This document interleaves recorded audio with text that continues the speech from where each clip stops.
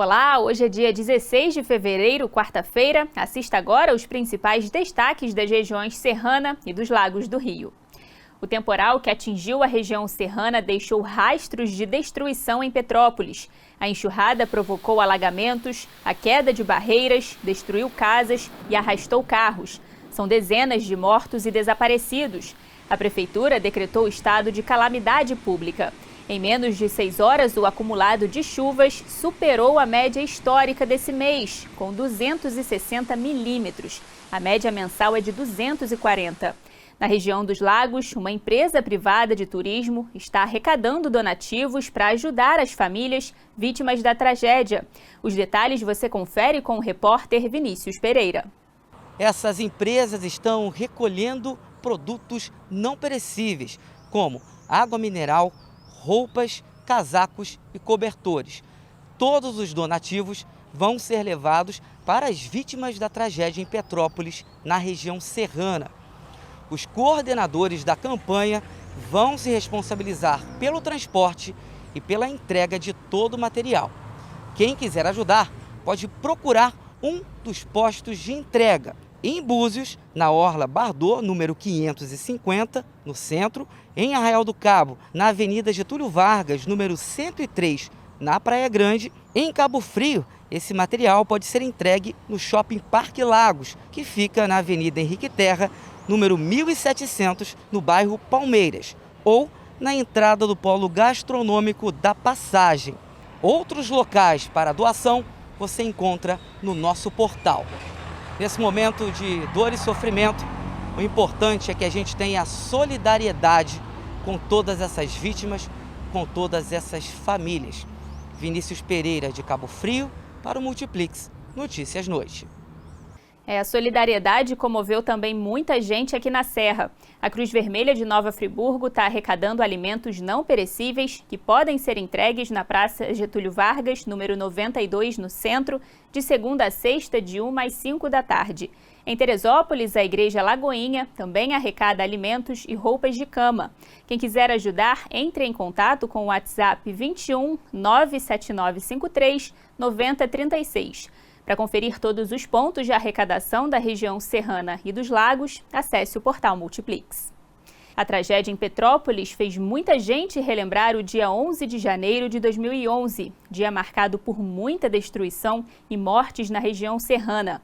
E hoje a Central de Monitoramento e Alertas de Desastres Naturais informou que a possibilidade de temporais para toda a região é muito grande. Confira mais detalhes com a repórter Bianca Chabudé. O Centro Nacional de Monitoramento e Alertas de Desastres Naturais, o CEMADEM, informou que há alto risco de alagamentos e deslizamentos de terra na região serrana nos próximos dias.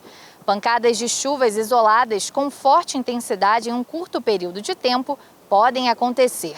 Essa previsão deve se manter pelos próximos 7 dias, causando um acumulado médio de chuva acima do normal para o período. Moradores de áreas de risco devem ficar atentos aos alertas da Defesa Civil e ao acionamento das sirenes. Caso elas toquem, é importante que as famílias se dirijam para os pontos de apoio dos municípios. Com relação às temperaturas, Nova Friburgo deve registrar entre 15 e 23 graus. E em Teresópolis, os termômetros ficarão entre 17 e 28 graus. Bianca Chabudé, para o Multiplix Notícias Noite.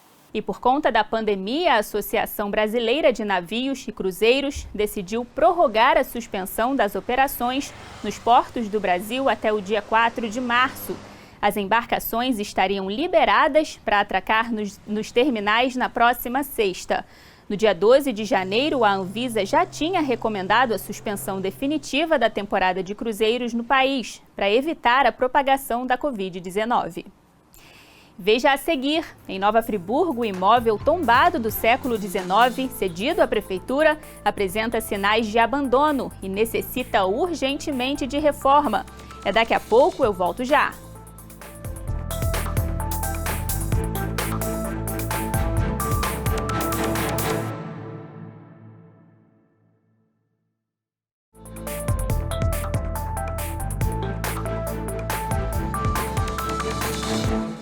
Multiplix Notícias Noite está de volta. O Ministério Público do Estado do Rio enviou recomendações para que as prefeituras de Macuco, Trajano de Moraes e São Sebastião do Alto não criem obstáculos para matricular crianças e adolescentes não vacinados contra a Covid nas escolas municipais. Segundo o MP, a exigência da vacinação viola o direito à educação. O Ministério Público recomendou também que as instituições devem seguir os protocolos sanitários para garantir a segurança dos alunos. A Prefeitura de Cordeiro informou que não existe restrição nas escolas do município. Nós também entramos em contato com as outras cidades, mas até o momento não tivemos resposta.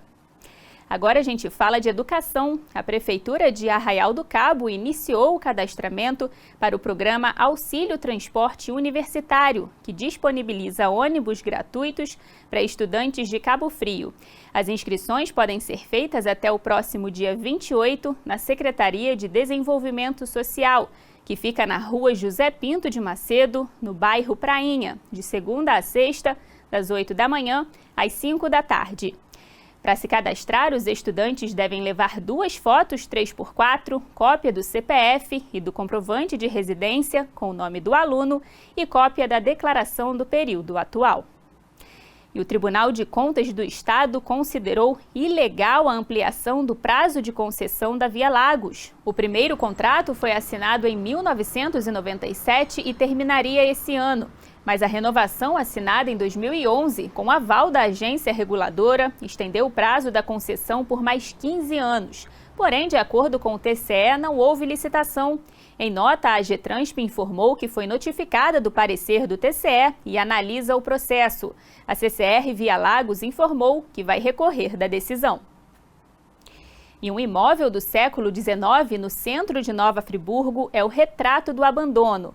O casarão tombado pelo Instituto Estadual do Patrimônio Cultural é cedido à Prefeitura da cidade e precisa de reformas urgentes. Confira na reportagem. O mato alto e o portão fechado escondem um dos casarões mais antigos do centro de Nova Friburgo. O imóvel do século XIX, na rua Augusto Spinelli, é o retrato do abandono. Buraco no telhado, reboco caindo, mofo nas paredes, fios pendurados, janelas quebradas. O prédio histórico, tombado pelo INEPAC desde 1985, vai aos poucos se deteriorando, mas muitos detalhes da arquitetura ainda resistem ao tempo.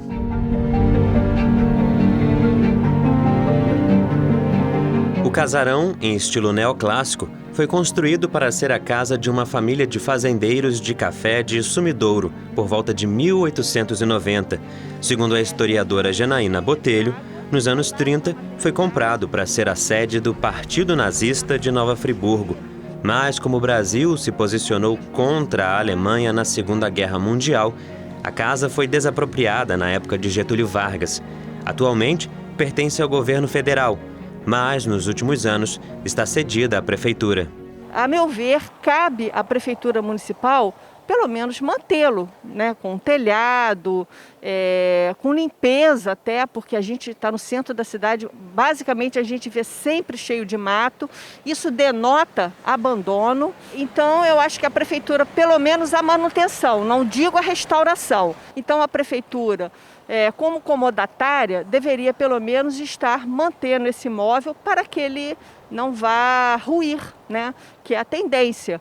Porque se ele está desde 2011 sem ser ocupado, imagina como não está ali dentro. Em nota, a Fundação Dom João VI, responsável por cuidar do patrimônio histórico do município, informou que existe um projeto de restauração e reforma do imóvel e que ele está na fase de captação de recurso. É o caso realmente de preservar. Então eu acho que Friburgo ainda tem tempo de fazer um meia-culpa, né? E não deixar que esse tipo de coisa seja um déjà vu, uma coisa do passado. Então a gente tem esses exemplos tristes do passado, a casa de Madame Santana, lindíssima, em frente à prefeitura, que era a estação de trem, também foi demolida. A gente tem esses exemplos que a gente pode tomar como ponto de partida e não deixar que isso aconteça nos dias atuais. Mas Nova Friburgo também tem exemplo de imóveis antigos preservados. É o caso desse prédio na Avenida Alberto Browne, sede da Associação Comercial. Foi construído em 1931. e reformado recentemente. Houve a necessidade de fazer uma intervenção de modo que pudesse requalificar internamente o imóvel, sem, contudo, abalar qualquer tipo de estrutura externa ou interna que fosse ligada à história. A obra se baseou em uma lei municipal que garante o tombamento desse e de outros prédios da cidade. A legislação prevê, por exemplo, redução no valor do IPTU para o proprietário que tiver o imóvel tombado e preservar o patrimônio. Esse imóvel, dando entrada na prefeitura, Secretaria de Meio Ambiente ou o que seja, ele vai ser ouvida a fundação para que possa fazer uma visita técnica, coisa nesse sentido, ou possa se manifestar quais são os critérios de exigência. Então, alguns imóveis existem exigências de forma externa, né, e existem imóveis que são exigências totais. Mas quando um imóvel é público, como o casarão da Rua Augusto Spinelli, resta torcer para que em algum momento apareça o recurso necessário para a obra. A gente realmente tem que tomar uma providência para preservar esse patrimônio que, como eu disse antes, é o único estilo arquitetônico de residências de final do século XIX que Nova Friburgo possui.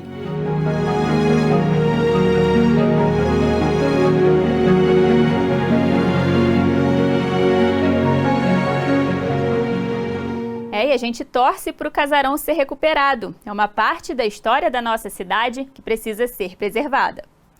E o Jornal de hoje termina aqui. Não se esqueça de acessar o nosso portal para continuar acompanhando tudo o que acontece nas regiões serrana e dos lagos. Uma ótima noite para você e até amanhã.